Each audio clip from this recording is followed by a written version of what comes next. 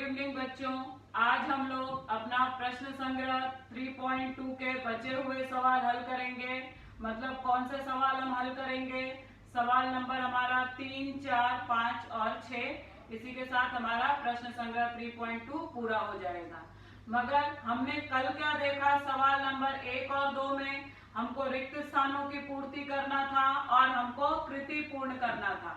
मगर अब हमारा जो तीसरे से सवाल जो शुरू होता है, हमको बोला गया है कि दो त्रिभुज सर्वांसम है, तो कौन से कसौटी के आधार पर वो हमें बताना है। फिर अगर वो सर्वांसम हो जाते हैं तो हमारे बचे हुए संगत घटकों की जोड़ियां भी हमें बतानी है। मतलब आपको पता है कि किसी भी त्रिभुज में 6 चीजें होती हैं, 3 कोण और 3 भुजाएं। मगर जब मेरा त्रिभुज सर्वांसम होता है तो 3 ही चीजों से होता है। 3 चीजें जो बच जाती हैं वो भी हमें सर्वांसम बतानी है, तो वो हम करेंगे। फिर उसके बाद हमारा जो सवाल नंबर 5वां और 6वां है वो सिद्ध करो है, वो भी वैसा ही है। मगर आप अगर 10वीं में जाएंगे तो आपको ज्यादातर सवाल सिद्ध करो पे मिलेंगे, तो वो उस पर आधारित है। वहां पर भी हमको कुछ चीजें दी गई है आकृति में चिन्हांकित करके, और उसके बाद हमें बोला है कि सिद्ध करो कि ये हमारे त्रिभुज सर्वांसम है। तो हम वही करेंगे जो हमको दिया गया है, और क्या हमारा सर्वांसम हो सकता है वो हम देखेंगे और उस आधार पे हम त्रिभुज को सर्वांसम करेंगे। तो ये हमारा हो गया शॉर्ट में समरी हमारे 3.2 की। तो चलिए हम लोग देखेंगे कि हमारा सवाल जो 3.2 का हमारे जो सवाल है वो कैसे हैं और कैसे हल करना है। तो मेरा 3.2 का जो तीसरा सवाल है वो है कि दी गई आकृति में त्रिभुज ABC तथा त्रिभुज PQR की सर्वांग समता की कसौटी लिखो। मतलब मुझे पहले बताना है कि दो त्रिभुज किस कसौटी के आधार पर सर्वांग सम है।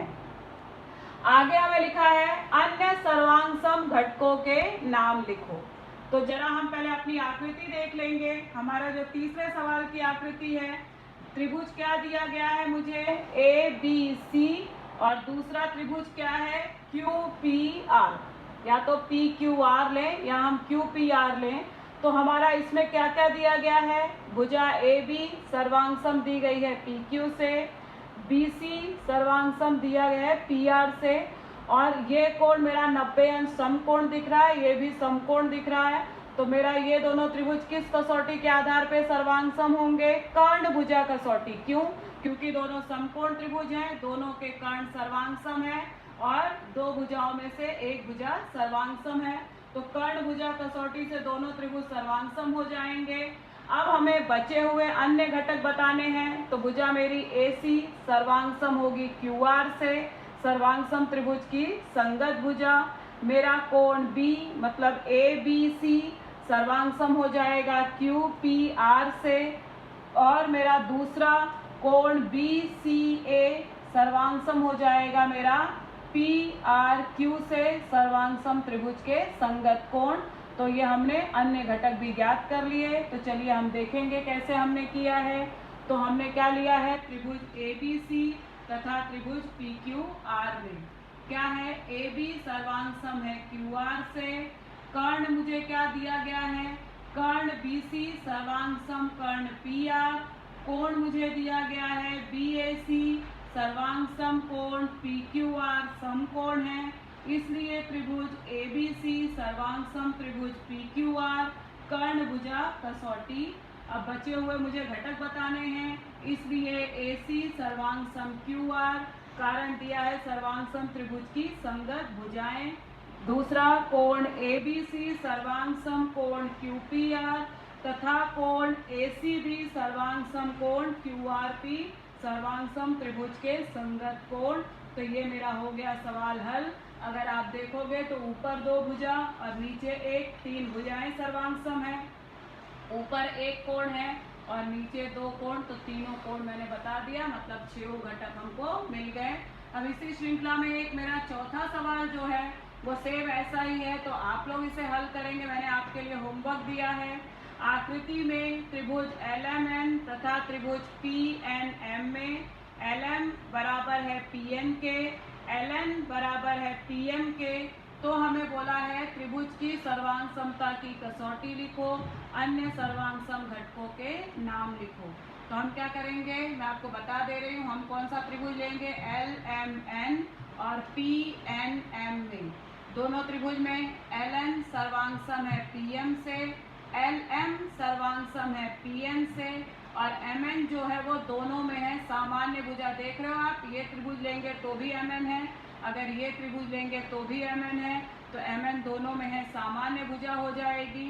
इसलिए तीनों भुजाएं सर्वांग सम, तो कौन सी कसौटी लगेगी, भुजा भुजा भुजा, मतलब भू भू भू कसौटी से दोनों त्रिभुज सर्वांग सम होंगे। इसलिए मेरा कोण L सर्वांग सम होगा कोण P से, मेरा पूरा कोण M सर्वांग सम होगा पूरा कोण N से, और मेरा कोण L N M सर्वांग सम होगा P M N से। तो ये तीनों कोण सर्वांग सम हमको मिलेंगे सर्वांग सम त्रिभुज के संगत कोण। तो ये आप लोग हल करना, मैंने आपको बता दिया है, खाली आपको लिखना है। तो जो मैं बोल रही हूँ वही आपको लिखना है। अब हम लोग 5वें सवाल पे चलते हैं, जो कि मैंने आपसे कहा कि हमको सिद्ध करो है। तो हमें दिया है आकृति में रेख AB सर्वांग सम रेख BC, रेख AD सर्वांग सम रेख CD। हमें बोला है सिद्ध करो त्रिभुज ABD सर्वांग सम त्रिभुज CBD। तो आकृति पहले हम देख लेते हैं। ये है मेरी आकृति जिसमें दो त्रिभुज दिखाई दे रहा है, कौन सा, ABD CBD। दोनों त्रिभुज में इधर AB सर्वांग सम दी गई है BC से, यहाँ AD सर्वांग सम दी गई है DC से। तो हमको दोनों त्रिभुज सर्वांग सम बताना है, तो मैं दोनों त्रिभुज ले लूंगी। दोनों त्रिभुज में ये भुजा इसके साथ सर्वांग सम है दत्त में, ये भुजा इसके साथ सर्वांग सम है वो भी दत्त में। अब उसके बाद जो BD है वो दोनों में सामान्य भुजा है, इसलिए मेरा भू भू भू कसौटी से त्रिभुज हो जाएंगे सर्वांग सम। तो बस हमें इतना ही करना है। तो देखो मैंने दत्त लिखा है, क्योंकि जहाँ पे सिद्ध करो बोला जाए तो हमको दत्त साध्य लिखना है। तो दत्त हमको क्या दिया है, दत्त मतलब होता है जो दिया हुआ है। तो दत्त मतलब दत्त में त्रिभुज ABD तथा त्रिभुज CBD में AB सर्वांग सम BC दिया है, AD सर्वांग सम CD दिया है। हमको सिद्ध करना है त्रिभुज ABD सर्वांग सम त्रिभुज CBD। तो उत्पत्ति मैंने क्या शुरू की है, इन्हीं दोनों त्रिभुज से शुरू की है। त्रिभुज ABD तथा त्रिभुज CBD में क्या दिया है, AB सर्वांग सम BC दत्त, AD सर्वांग सम CD दत्त। इसलिए भुजा मेरी BD सर्वांग सम भुजा BD सामान्य भुजा, इसलिए त्रिभुज ABD सर्वांग सम त्रिभुज CBD भू भू भू कसौटी के अनुसार। तो ये मेरा सिद्ध हो गया सवाल नंबर 5वां। अब हम लोग अपना 3.2 के लास्ट सवाल की तरफ चलते हैं, जो कि है 6वां।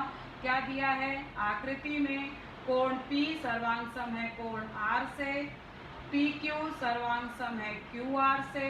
हमको बोला है सिद्ध करो कि त्रिभुज PQT सर्वांग सम त्रिभुज RQS। अब ये क्या दिया है, जरा आकृति हम देखेंगे।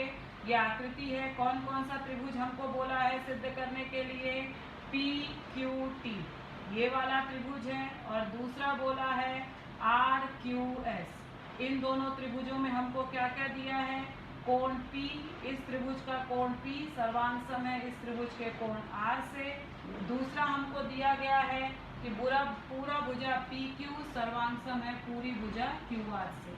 तो दो चीज हमको दी गई है।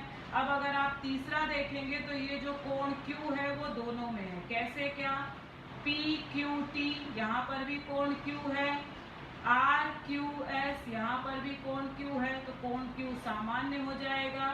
इसलिए कौन सी कसौटी लगेगी, कोण भुजा कोण। तो को भू को कसौटी से दोनों त्रिभुज मेरे सर्वांग सम हो जाएंगे। तो चलिए हम देखते हैं कि हमने कैसे सिद्ध किया है। दत्त मेरा त्रिभुज PQT तथा त्रिभुज RQS में कोण P सर्वांग सम कोण R, और हमको क्या दिया है, PQ सर्वांग सम QR।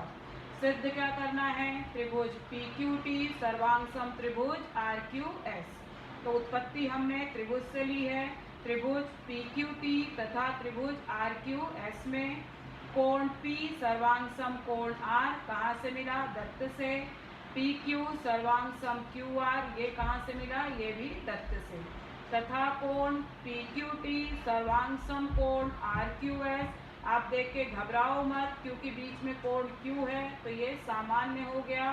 तो सामान्य कोण, इसलिए त्रिभुज PQT सर्वांग सम त्रिभुज RQS को भू को कसौटी के अनुसार। तो इसी आधार पे मेरा 3.2 आज पूरा होता है। तो आप लोग इसे बार बार देखिए और समझिए। धन्यवाद।